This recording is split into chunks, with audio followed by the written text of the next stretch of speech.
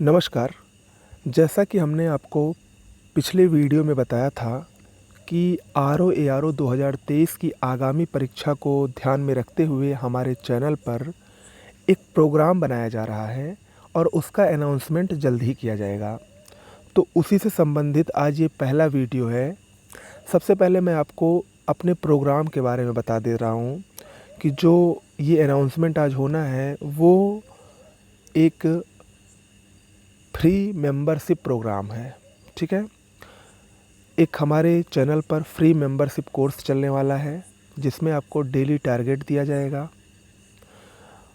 क्या होगा, कैसे होगा, उसकी सारी जानकारी आपको एक दूसरे वीडियो में दी जाएगी। फ़िलहाल वो जो प्रोग्राम चलने वाला है वो कल से यानी 2 अक्टूबर से चलेगा। थोड़ा सा हिंट मैं आपको दे दूं, पूरा तो नहीं अभी बताऊंगा। उसके लिए आपको शाम तक वेट करना पड़ेगा। शाम तक एक दूसरा वीडियो आपको मिलेगा, उसमें बताया जाएगा कि वो बैच कैसे चलेगा। उसके लिए आपको जुड़ना भी है, टेलीग्राम चैनल से जुड़ना है। सब कुछ फ्री रहेगा। बहुत सारी चीज़ें होने वाली हैं। अगले 75 दिनों का कोर्स है। उसमें 75 दिनों में अगर आप हमारे ऊपर विश्वास करके हमारे दिए गए टारगेट्स को पूरा कर लेंगे तो निश्चित रूप से आरओ-एआरओ के प्री को क्वालिफ़ाई करने से आपको कोई रोक नहीं पाएगा। पैटर्न के अनुसार जो इम्पोर्टेंट चीज़ें हैं, डेली टारगेट दिया जाएगा, टेस्ट दिया जाएगा। उसमें बहुत सारे अभी और भी प्रोग्राम हैं, जैसे आपको कुछ इम्पोर्टेंट चीज़ों की नोट्स दी जाएगी, वीडियोज़ दिए जाएंगे, हिंदी के वीडियोज़ दिए जाएंगे। तो एक बृहद स्तर पर प्रोग्राम जो है वो चलने वाला है और सब कुछ निःशुल्क होगा, फ्री होगा। सिर्फ आपको अपना मेहनत देना है और कुछ नहीं देना है। पैसा की कोई बात ही नहीं है, सिर्फ आपको अपना मेहनत देना है। जितना आप परिश्रम करेंगे उतना ही आपके लिए ये जो समीक्षा अधिकारी की एक अच्छी जॉब होती है, मानी जानी जॉब होती है, वो आपके धीरे धीरे नज़दीक आती चली जाएगी। हम आपको गाइड करेंगे और आपका काम है अपना परिश्रम देना, ठीक है? बाकी कैसे क्या करना है सब कुछ आपको वीडियो के माध्यम से बताया जाएगा। आपको कुछ भी करने के नहीं, जो डेली टारगेट दिया जाएगा उसको कैसे पढ़ना है, कहाँ से पढ़ना है, कौन से सोर्स से पढ़ना है, वो भी आपको बताया जाएगा। फ़िलहाल आज का जो वीडियो है इसमें हम थोड़ा सा आरओ-एआरओ के सिलेबस को डिस्कस करेंगे। खासकर आप सब लोग सिलेबस तो जानते होंगे, यहाँ पर मेन डिस्कस करने का हमारा मतलब है कि लगभग कितने प्रश्न किस सेक्शन से आते हैं, यानी कौन सा इम्पोर्टेंट है, कौन सा थोड़ा कम इम्पोर्टेंट है। और इसके साथ साथ क्या आपके पास ये सारी किताबें हैं? अभी मैं बुक लिस्ट बता रहा हूँ, इनमें से कोई एक किताबें अगर आपके पास होंगी तो आप जो हमें टारगेट देने वाला हूँ कल से, उसको उसी से आपको पढ़ना है, ठीक है? तो चलिए शुरुआत करते हैं। देखिए, सबसे पहले मैं आपको बता दूं कि आयोग ने जैसा आपको बताया था कि आरओ-एआरओ 2023 का जो नोटिफिकेशन है वो अक्टूबर के पहले सप्ताह में ही आना चाहिए। और उम्मीद जताई जा रही है कि संभवतः ये आ जाएगा। अगर पहले में नहीं तो दूसरे सप्ताह तक इसको ज़रूर आना चाहिए। कुल मिलाकर इसी महीने में आएगा, ये तय है, ठीक है? तो ऐसे में बहुत ज़्यादा समय नहीं बचा है, तो अब हमको अपनी तैयारी को अच्छे से प्रारंभ करनी होगी। मान लो जिसने नहीं किया है उसके लिए भी एक अच्छा मौका है और जिसने किया है उसके लिए भी एक अच्छा मौका है उसको रिवाइज़ करने का। उससे पहले आप लोगों को एक बार मैं आरओ-एआरओ का सिलेबस बता दूं। 2 पेपर होते हैं प्री में। पहला पेपर जीएस का जिसमें 140 क्वेश्चन होते हैं और दूसरा पेपर हिंदी का होता है जिसमें 60 क्वेश्चन होते हैं। जीएस में वही सब होता है, history, geography, polity, science, economy, environment, UP special, current affairs और एग्रीकल्चर वगैरह से थोड़े बहुत प्रश्न आते हैं।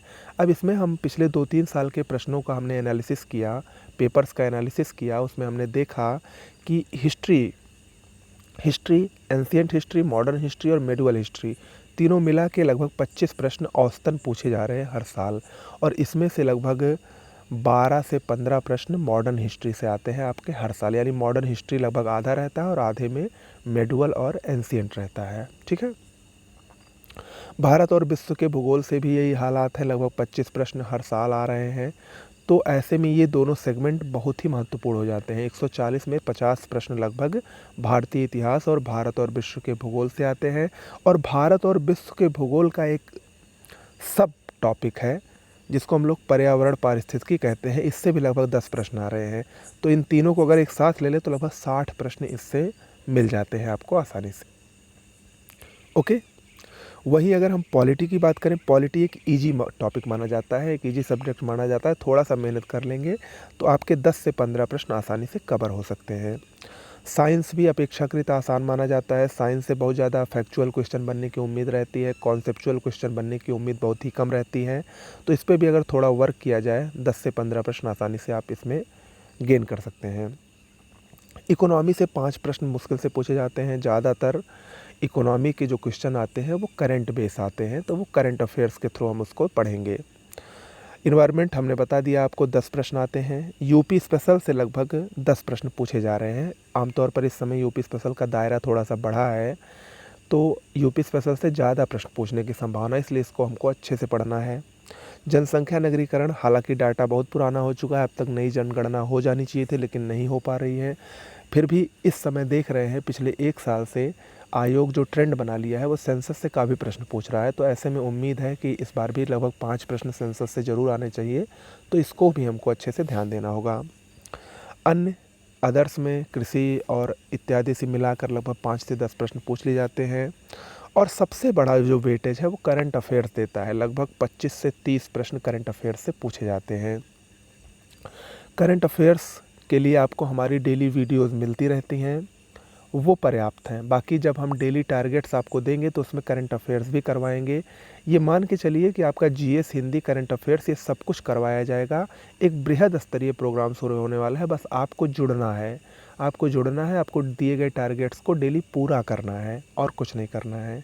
ओके, तो करंट अफेयर्स से लगभग 25 से 30 प्रश्न आते हैं। तो कहने का मतलब ये है कि अगर हम हिस्ट्री को देख लें, ज्योग्राफी को देख लें और करंट को देख लें, तो इन्हीं तीनों से मिला के लगभग आपके 70 से 80 प्रश्न आसानी से आ जा रहे हैं। ठीक है, बाकी और छोटे छोटे टॉपिक को आप कर लेंगे तो निश्चित रूप से आप 100 प्लस आसानी से कर जाएंगे। और ये मान के चलिए कि आपको 140 में से माइनस मार्किंग को छोड़ने के बाद लगभग 90 क्वेश्चन आपके ज़रूर सही होने चाहिए, 85 टू 90 क्वेश्चन। तब आपका मेरिट लिस्ट में, यानी तब आप प्री को अच्छे से क्वालिफाई कर सकेंगे। ओके, तो ये तो हुआ जीएस का। हिंदी की बात करें उससे पहले मैं आपको अभी से ही बता दे रहा हूँ, अगर आप लोग हमारे बैच से जुड़ना चाहते हैं जो फ्री मेंटरशिप प्रोग्राम है, तो उसके लिए ये टेलीग्राम चैनल का लिंक है और डिस्क्रिप्शन बॉक्स में भी दिया गया है। इस लिंक पर आप क्लिक करके जुड़ सकते हैं। मान लीजिए क्लिक करने से नहीं जुड़ पा रहे हैं तो आप डायरेक्ट अपने टेलीग्राम चैनल पर जाइए, वहाँ पर सर्च कीजिए, @ आगे लगाइए और हमारे चैनल का नाम लिख दीजिए। वो सर्च करेंगे तो वो मिल जाएगा चैनल और उस पर जाकर ज्वाइन हो जाइए। ठीक है, आइए बात करते हैं हम प्री के दूसरे पेपर की, जो है हिंदी। और हिंदी जो है ये सबसे महत्वपूर्ण भूमिका अदा करती है कि आप प्री क्वालिफाई होंगे कि नहीं होंगे। 60 प्रश्न आते हैं हिंदी से और सिर्फ 6 टॉपिक से। हर टॉपिक से 10-10 प्रश्न आते हैं, जैसे विलोम, पर्यायवाची, तद्भव, तत्सम, वाक्यांश के लिए एक शब्द, शुद्ध अशुद्ध और विशेषण विशेष्य। इन सभी टॉपिक से 10-10 प्रश्न आते हैं, कुल 60 प्रश्न आते हैं और सभी बहुविकल्पीय टाइप के होते हैं, ईजी होते हैं। थोड़ी सी अगर हिंदी पे मेहनत कर लिया जाए तो 50 प्लस आसानी से पार किया जा सकता है। 55 भी बहुत लोग लेकर आते हैं, 58 तक मिल जाता है।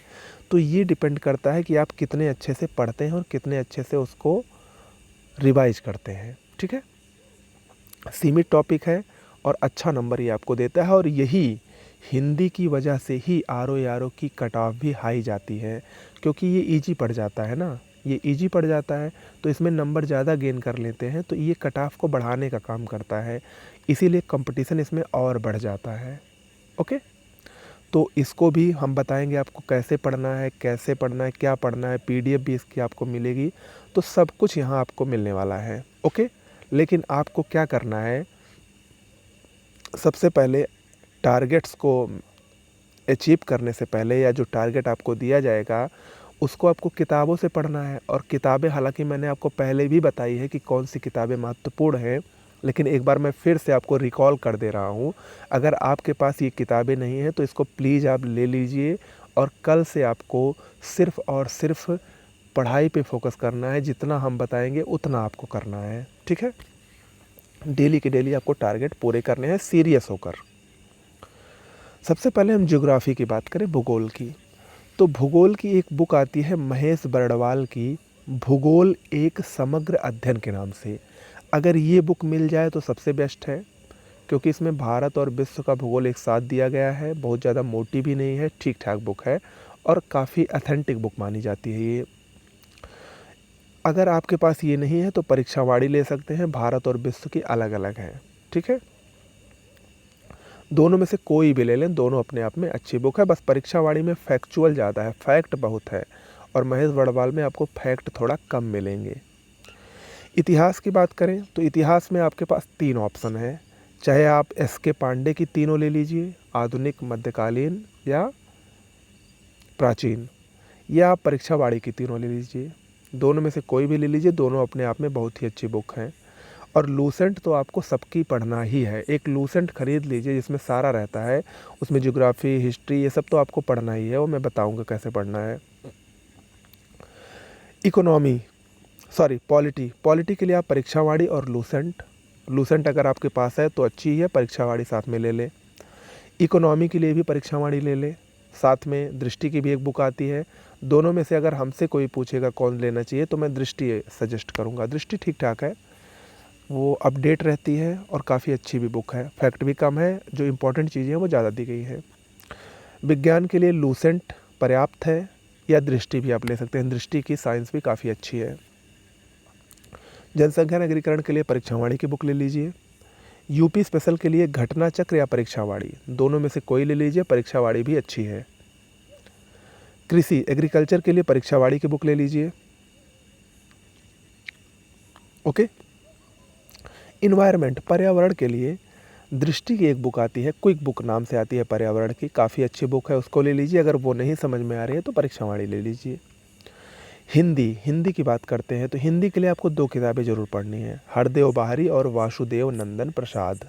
ये दोनों किताबें एक ऑथेंटिक सोर्स मानी जाती है। मान लीजिए आयोग किसी भी प्रश्न में कोई गलती करता है और अगर उसमें ये गलती रहती है तो आयोग इसी को मानेगा, इन्हीं दोनों किताब को मानता है आयोग, यानी ये एक ऑथेंटिक बुक्स हैं, इससे आपको पढ़ना है।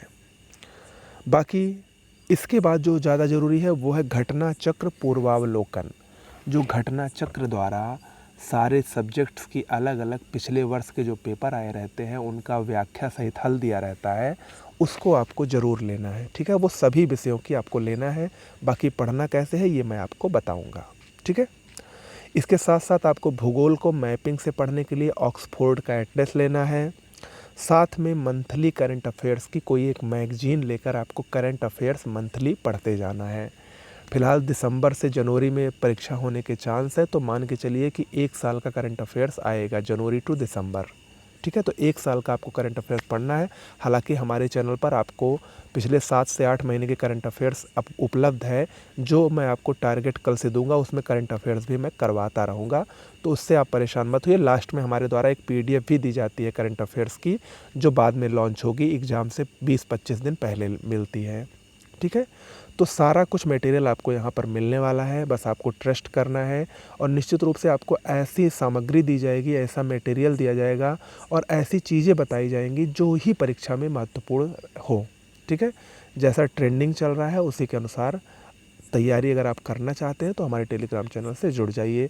बाकी शेष जानकारी, जो बैच की जानकारी होगी, फ्री मेंटरशिप प्रोग्राम जो चलने वाला है उसमें क्या होगा, कैसे होगा, मेरा क्या रोल होगा, आपका क्या रोल होगा, कैसे पढ़ना है, क्या क्या हम उसमें करवाएंगे, ये सब आपको अगले वीडियो में जानकारी मिल जाएगी, जो कि शाम को आपको मिलेगा। नमस्कार।